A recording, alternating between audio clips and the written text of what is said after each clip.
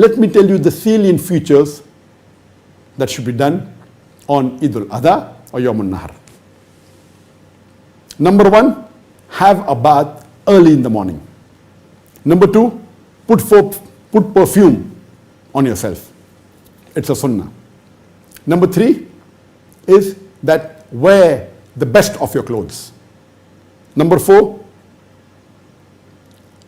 say the takbirat.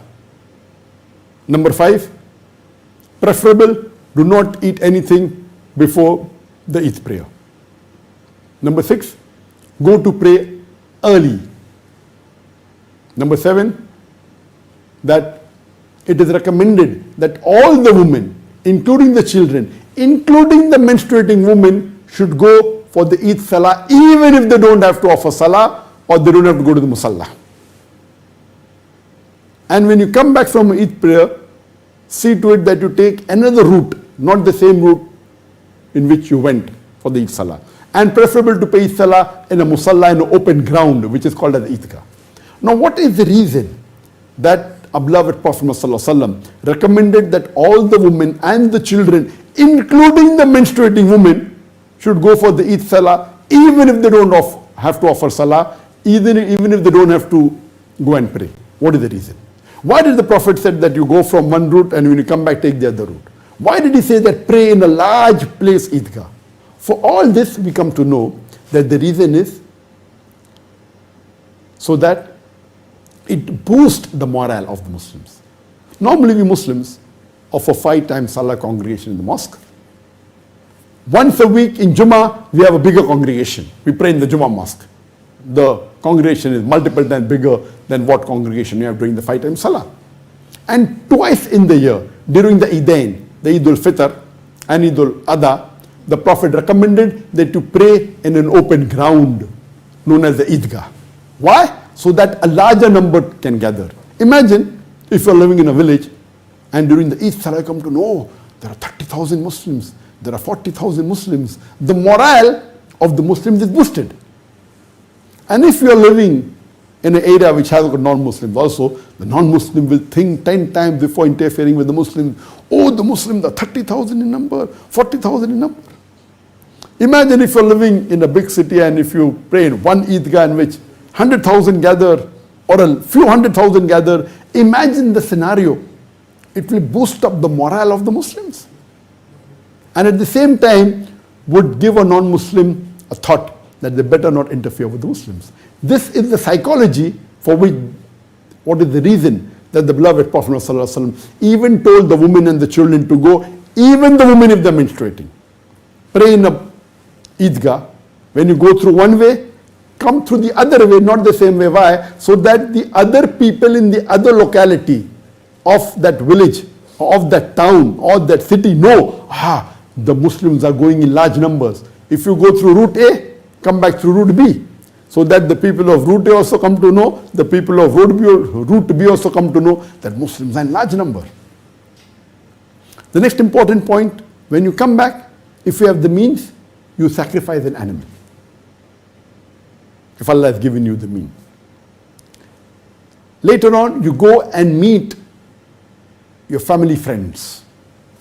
It's the day of celebration. And when you meet, the greeting is, Taqabbal Allah minna minkum. May Allah subhanahu wa ta'ala accept the good deeds from us and from you.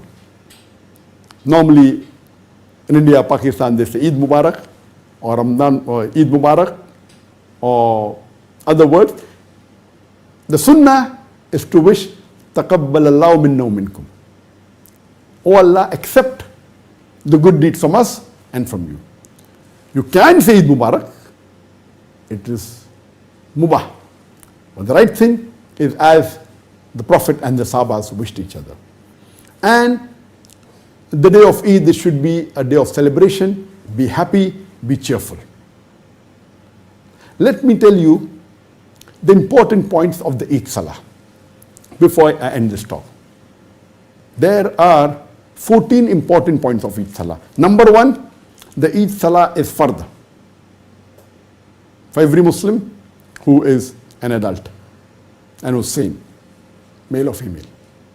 Number 2, it is offered between the time after the Fajr Salah and before the Dhuhr Salah, but the earlier you offer, the better it is. Number 3, it should be offered in an open ground, a musalla, also known as the Eidgah. Number 4, that if Eid falls on a Jummah, then praying Jummah on that day is not fard. But it is sunnah, it is recommended. If you pray, it is good. But if you want, you can abstain from praying Jummah Salah. At that time, you should pray only the Dhuhr Salah. Next point, number 5, is that there is no adhan or no aqama before the Eid Salah. Number 6, there is no sunnah before the Eid Salah or after the Eid Salah. Number 7, the Eid Salah is of 2 rakah. Number 8, there are 6 extra takbirat in the first rakat before Surah Fatiha, besides the takbirat ihram. Along with that, there are total 7 takbirat in the first rakat before Surah Fatiha. In the second rakat, after you get up from the sujood in the starting of the second rakat, after seeing the takbir, there are 5 additional takbirat before the Surah Fatiha in the second rakat.